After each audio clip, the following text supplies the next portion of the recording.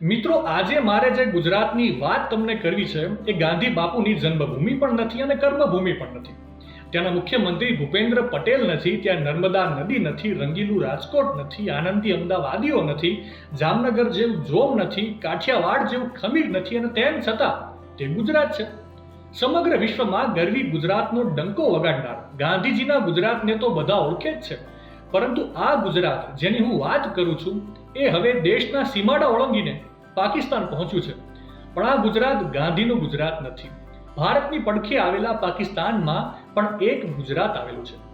પાકિસ્તાનના પંજાબ પ્રાંતમાં આવેલું આ ગુજરાત પાકિસ્તાનની રાજધાની એટલે કે ઇસ્લામાબાદથી 150 કિલોમીટર અને લાહોરથી 120 કિલોમીટર દૂર છે.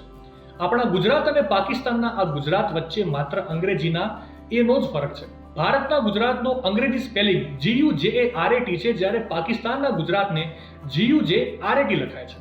પ્રેમ કથાઓના બે અમર પાત્ર એટલે કે સોહની અને મહિવાલ, એવું કહેવાય છે કે આ સોહની બેન આ ગુજરાતના હતા.